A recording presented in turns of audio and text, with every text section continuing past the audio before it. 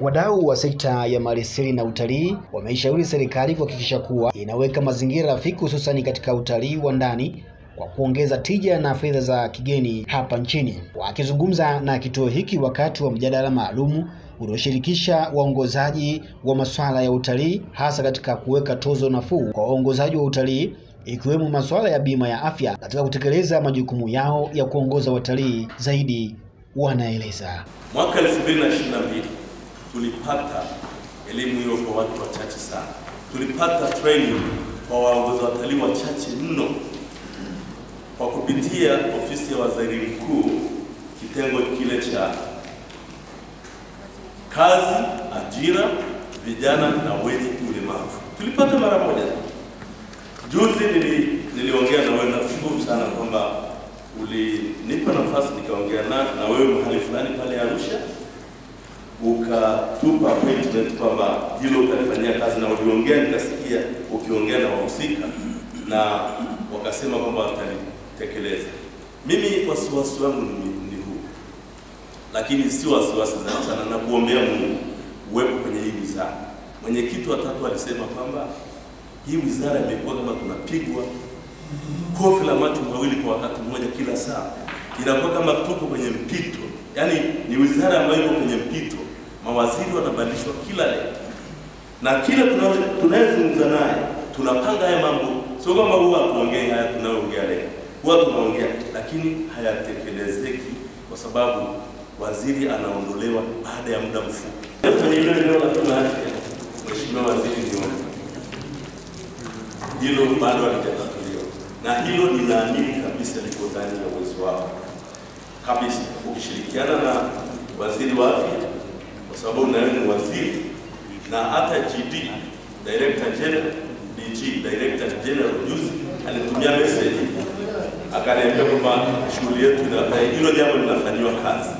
Lakini naomba tu Mheshimiwa Waziri, kwa nafasi yako uliwekea msisitizo ili tupate hilo jambo la bima afya mapema kwa waongoza watalii. Sambamba na hayo, wadau hao wameiomba serikali kuangalia uwezekano wa kupunguza kodi ili waongozaji hao waweze kupata unafuu katika kutekeleza majukumu yao. Kwa hiyo mfano mimi naweza nalipa karibia bilioni 2 kila mwezi kwa TRA, na nilizungumza na TRA pia kwamba tunataka sekta itanuke, na sisi kama Hanscom hatu create demand ya dola, hatuombi dola within Tanzania.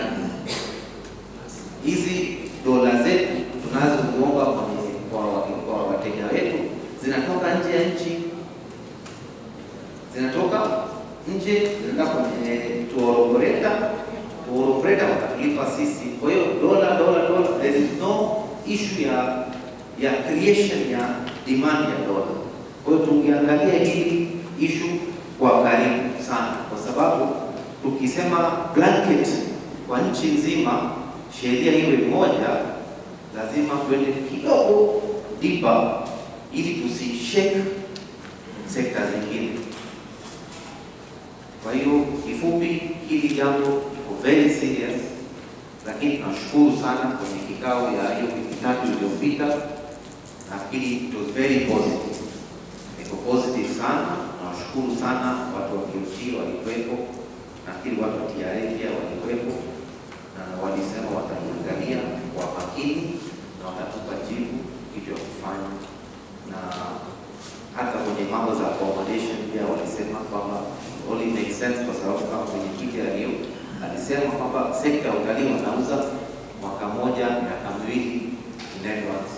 Kwa kushikilia hiyo rate kwa hata mwezi 3 ni ngumu sana, kwa sababu ya currency risk na italeta changamoto. Lakini naomba tu hili, kwa sababu Mheshimiwa Waziri, ni sekta yako na tunataka sekta itanuke, tunataka Tanzania itanuke. Kwa hiyo hili issue kidogo tuiangalie kwa makini sana, lakini kwa haraka sana pia. Kwa upande wake, Waziri wa Maliasili na Utalii Mheshimiwa Pindi Chana amesema mapendekezo yote yatafanyiwa kazi kama wizara husika inayosimamia utalii hapa nchini. Hayo yanajiri mara baada ya wadau wa sekta hiyo ya utalii kuona fursa kubwa katika utalii na kuishauri serikali kuweka mazingira rafiki. Yote Latifa alizungumza kuhusu masuala ya TALA, tumelichukua, tutaenda kulichakata, kulifanyia kazi. Mwenyekiti Tatu, maazimio yote tumeyapitia, lakini tunaendelea kuyafanyia kazi, na yeye amesema kweli maazimio ndio hayo, lakini tumependa pia swala la kufungua utalii kusini. Tuweke mkakati ambaye mtu akichukua Northern Circuit angalau apewe na kipande cha kusini. Hili ni jambo jema kabisa, tunahitaji mawazo mazuri kama haya, na ndio uzuri wa vikao hivi. TANAPA tumeshakubaliana tuwe na retention, na TANAPA wanafanya kazi nzuri, tunawapongeza sana. Tuliombwa pia capacity building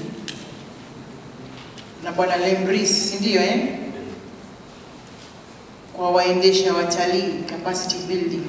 Kwa kweli hiyo imekuwa ni sehemu ya shughuli zetu, na namwagiza naibu katibu mkuu utalii hapa kuhakikisha tena tunakuwa na hiyo capacity building elimu, na tutafanya kitu kinaitwa need assessment, tuone ni topic gani ambazo ni muhimu. Tuna chuo chetu cha NCT, ikibidi watu wa VETA mambo ya driving waje. Tutashirikiana wadau muhimu tufanye hiyo capacity building, na tutashirikisha Tatu pia, si ndio? Hiyo capacity building ni sehemu ya majukumu yetu. Kutoka Dodoma, Nazaeli Mkude, BDO TV.